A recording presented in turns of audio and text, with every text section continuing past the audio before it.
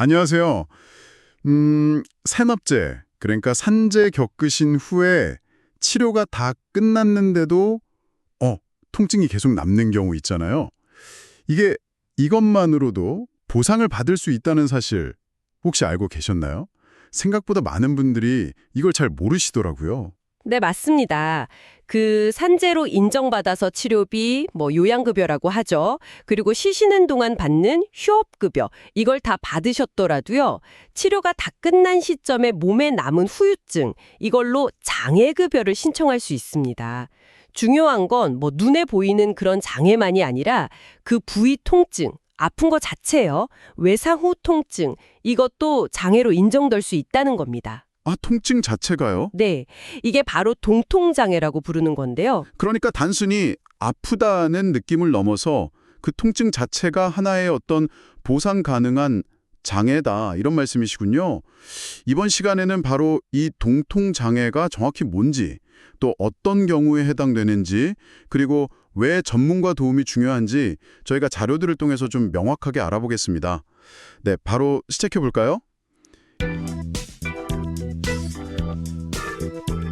이 자료들을 보니까요. 이 통증으로 받을 수 있는 장애 등급이 주로 14급하고 12급이라고 나와요. 근데 이게 언뜻 들으면 비슷해 보이는데 보상 금액 차이가 어마어마하다면서요? 네, 맞아요. 차이가 정말 상당합니다. 장애 14급은 평균 임금의 55일분, 그리고 12급은 154일분에 해당하는 장애급여를 받게 되거든요. 55일분이랑 154일분. 와. 네, 예를 들어서 하루 평균 임금이 한 17만 원 정도 된다고 하면 14급은 한 935만 원 정도? 근데 12급은 약 2,618만 원이에요. 우와. 계산해 보면 차이가 거의 1,680만 원. 엄청나네요. 맞죠. 거의 1,700만 원 가까이 차이가 나는 거죠. 그런데 이 통증 장애 자체를 잘 모르시거나 알아도 14급 정도겠지 하고 그냥 넘어가는 경우가 많아서요. 안타깝게도 받을 수 있는 보상을 놓치는 일이 꽤 많다고 합니다.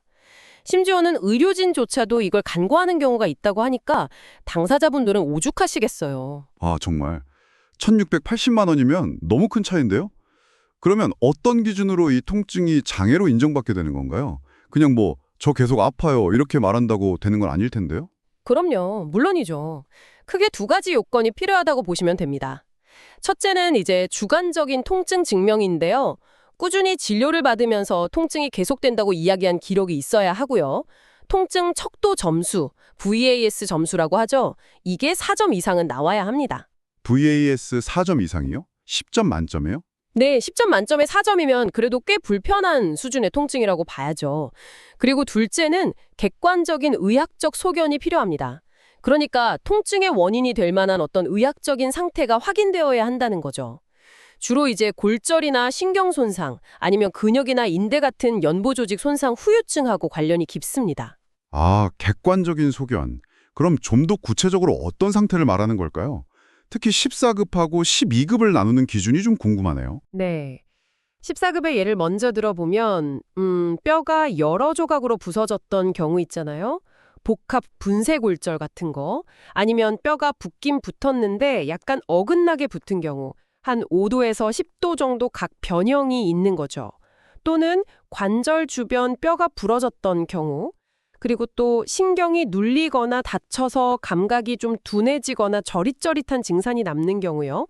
아니면 근육이나 인대가 다치고 나서 그 부위가 좀 뻣뻣하게 굳거나 달라붙은 소견, 이걸 유착이라고 하는데 이런 게 있을 때 14급에 해당될 수 있습니다. 그렇군요. 그럼 12급은 훨씬 더 심각한 상태겠네요. 네, 맞습니다. 12급은 좀 더 심각한 경우인데요. 뼈가 눈에 띄게, 그러니까 10도 이상 각 변형이 있거나 회전 변형이 생긴 경우, 또는 관절면을 침범한 골절 후에 관절면이 좀 울퉁불퉁하게 남은 경우, 이것 때문에 외상성 관절염이 생긴 경우도 해당될 수 있고요. 또 감각신경뿐만 아니라 운동신경까지 손상돼서 근육 힘이 약해지거나 마비 증상이 오는 경우도 있습니다. 특히 여기서 주목할 점은 통증 치료를 정말 적극적으로 받았는데도 예를 들어 신경처단술 같은 시술이나 특정 약물 치료, 이게 단순 소염 진통제 말고요. 이런 치료를 6주 이상 꾸준히 받았는데도 통증이 계속되는 경우, 이것도 12급 인정 가능성이 있습니다. 아, 치료를 열심히 받았는데도 효과가 없을 만큼 통증이 심하다는 걸 입증하는 거군요. 그렇죠. 통증이 얼마나 심하고 또 치료에 얼마나 반응하지 않는지 이것도 아주 중요한 판단 기준이 되는 거죠. 와, 듣고 보니까 기준이 상당히 세부적이네요. 정말 14급이랑 12급 차이도 명확하고 말씀하신 대로 보상 금액 차이도 너무 크니까 내 상태를 정확히 하는 게 진짜 중요하겠어요. 이런 복잡한 부분 때문에 자료에서도 계속 전문가 상담을 권하고 있는 거겠죠? 바로 그 점입니다. 네. 외상 후에 통증이 있으면 그냥 14급이겠거니 이렇게 생각하기 쉽고 또 근로복지공단 심사 과정에서도 좀 기계적으로 14급으로 결정되는 경향이 있을 수도 있어요. 하지만 아까 말씀드린 것처럼 통증의 어떤 양상이라든지 치료 경과, MRI 같은 정밀 검사 결과 이런 것들을 종합적으로 잘 살펴보면요.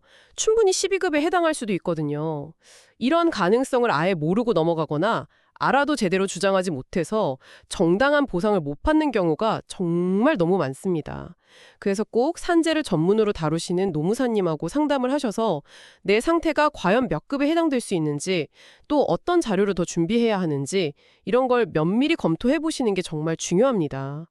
혹시 놓치고 있는 권리가 있을 수 있으니까요. 부담 갖지 마시고 전문가 문을 두드려 보시는 게 좋습니다. 네, 오늘 살펴본 내용들 다시 한번 정리해보면요. 산재 치료 후에도 계속되는 통증, 특히 VAS 점수 4점 이상의 통증이 있고 이를 뒷받침할 만한 어떤 골절이나 신경 손상 같은 의학적 소견이 있다면 장애급여 대상이 될 수 있다는 점. 그리고 특히 14급과 12급은 보상 차이가 매우 크기 때문에 본인 상태를 정확히 파악하고 제대로 인정받기 위한 노력이 꼭 필요하다는 거네요. 네, 맞습니다.